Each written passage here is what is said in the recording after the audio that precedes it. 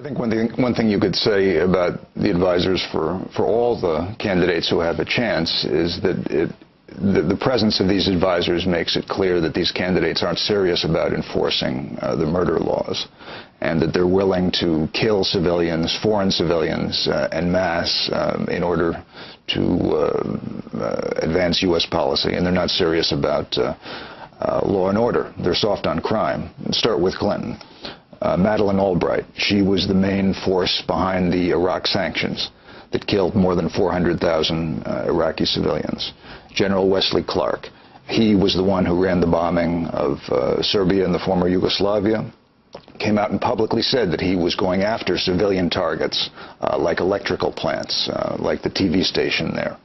Richard Holbrooke, in the Carter administration, he was the one who oversaw the shipment of weapons to the Indonesian military as they were illegally invading East Timor and killing a third of the population there. And he was the one who kept the UN Security Council from enforcing its resolution against that invasion. Strobe Talbott, he was the one who, during the Clinton administration, oversaw Russia policy, a backing of Yeltsin, which resulted in turning over the national wealth to the oligarchs, and a drop in life expectancy in much of Russia of about 15 years. Massive death. And you have various backers of the Iraq invasion and occupation and the recent escalation, people like General Jack Keane, Michael O'Hanlon, and others. That's just Clinton. Barack Obama. Well, Obama's top advisor is Zbigniew Brzezinski. Brzezinski gave an interview to the French press a number of years ago where he boasted about the fact that it was he who created the whole Afghan jihadi movement, the movement that produced Osama bin Laden. And he was asked by the interviewer, well, don't you think this might have had some bad consequences? And Brzezinski replied, absolutely not. It was definitely worth it because we were going after the Soviets. We were getting the Soviets. Another top Obama person. I think his comment actually was, what's a few riled up Muslims? And that whole idea of blowback, the idea of arming, financing, training the Mujahideen in Afghanistan to fight the Soviets, including Osama bin Laden. And then when they're done with the Soviets, they set their sights, well, on the United States. And later, during Bill Clinton's administration, during the Bosnia killing, the U.S. actually flew some of the Afghan Mujahideen, the early al-Qaeda people. The U.S. actually arranged for them to be flown from there to Bosnia to fight on the Muslim NATO side. Another key Obama advisor, Anthony Lake, he was the main force behind the U.S. invasion of Haiti in the mid-Clinton years, during which they brought back Aristide, essentially in political chains, pledged to support a World Bank, IMF overhaul of the economy, which resulted in an increase in malnutrition deaths among Haitians, and set the stage for the current ongoing political disaster in Haiti. Another Obama advisor, General Merrill McPeak, an Air Force man, who not long after the Dili massacre in East Timor in '91 that you and I survived, he was, I happened to see on Indonesian TV shortly after that, there was General McPeak overseeing the delivery to Indonesia of U.S. fighter planes. Another key Obama advisor, Dennis Ross. Ross, for many years under both Clinton and Bush II, a key, Clinton under both, he has advised Clinton and both Bushes. He oversaw U.S. policy toward Israel-Palestine. He pushed the principle that the legal rights of the Palestinians, the rights recognized under international law, must be subordinated to the needs of the state, of the Israeli government.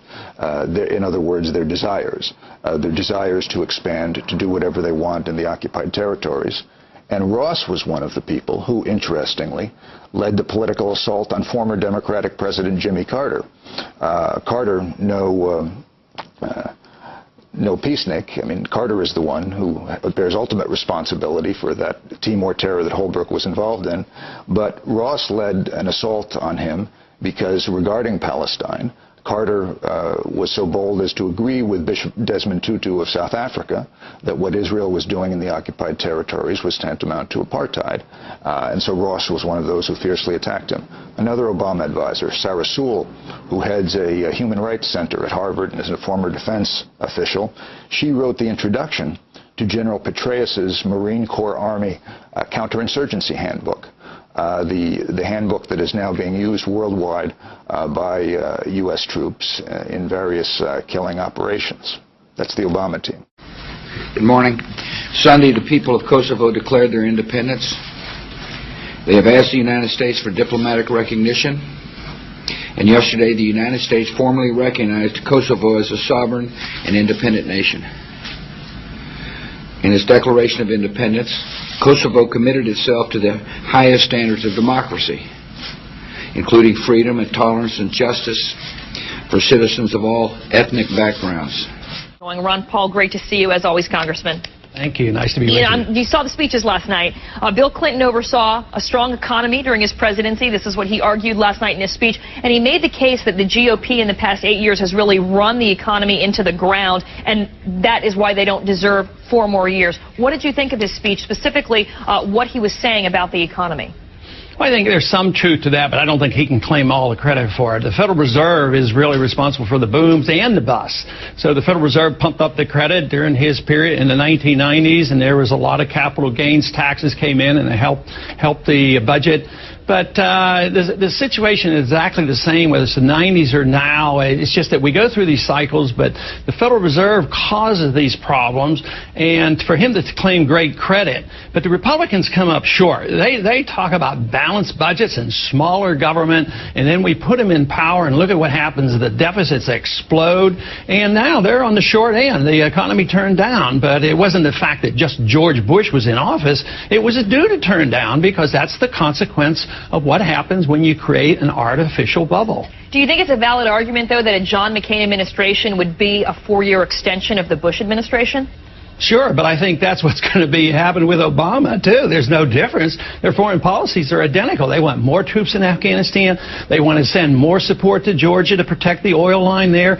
Neither one says bring home the troops from Iraq from the bases. The bases are going to stay there. The embassy as big as the Vatican, that's going to remain. So their foreign policies are exactly the same. They're both very, very aggressive with Iran. So I would say there's no difference. And you were the one, of course, in the primaries and at the debates that the only Republican really opposed to Iraq, calling for a the Iraq war, calling for a pull out of troops. How would you handle these global threats then if it's not to send our troops there and make sure that we're protected?